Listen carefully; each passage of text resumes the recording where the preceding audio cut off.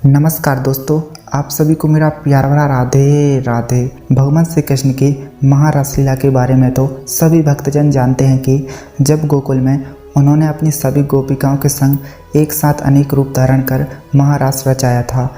वहीं इसी तरह की एक जानकारी उनके परिवार के बारे में भी मिलती है। पुराणों के अनुसार श्री कृष्ण की 16,108 रानियां थीं, लेकिन यह कैसे संभव हुआ, तो दोस्तों आज हम इसी बारे में जानेंगे, इसलिए आप वीडियो में अंत तक जरूर बने रहें। दोस्तों पुराणों में उल्लेख मिलता है कि एक भौमासुर नामक राक्षस ने अमरता पाने के लिए 16,100 कन्याओं को बलि देने के लिए कैद किया हुआ था। जब श्री कृष्ण को इस बारे में पता चला तो उन्होंने इन कन्याओं को कारावास से मुक्त कराया और अपनी पत्नी सत्यभामा की सहायता से उस राक्षस का वध कर दिया, क्योंकि उसको यह वरदान प्राप्त था कि उसकी मृत्यु सिर्फ और सिर्फ एक स्त्री के द्वारा हो सकती है।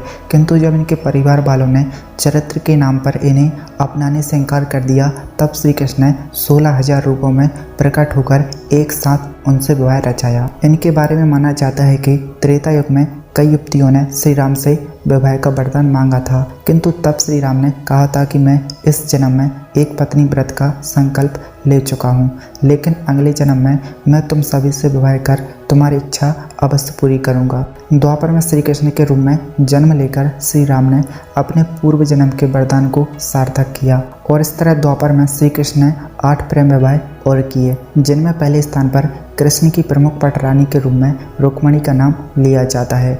वह विदर्भ देश की राजकुमारी थी तथा मन ही मन कृष्ण को अपना पति मानती थी।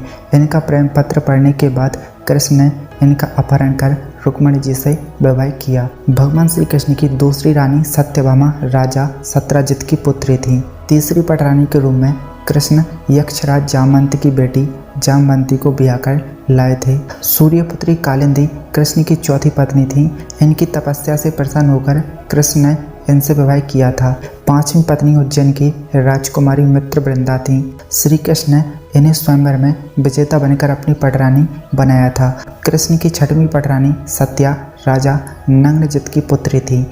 इनके पिता की शर्त के मुताबिक कृष्ण ने 7 बैलों को एक साथ नद कर इनसे विवाह किया था। राजा ऋतु सुकृत की पुत्री सत्या ने कृष्ण को स्वयंवर में वर कहकर विवाह किया था और यह श्री कृष्ण की 7वीं पटरानी थी। भगवान श्री कृष्ण की 8वीं पटरानी लक्ष्मणा ने भी स्वयंवर में ही कृष्ण को अपना पति मानकर उनसे विवाह किया था। दोस्तों खास बात यह है कि इतने विवाह करने के बाद भी श्री कृष्ण ने कभी भी अपनी किसी पत्नी को निराश नहीं किया। अपनी लीला से वह इतने ही रूप रखकर 8 पैर उनकी 16,108 रानियों के साथ रहते थे और अपने पतिव्रत धर्म का पालन भी करते थे।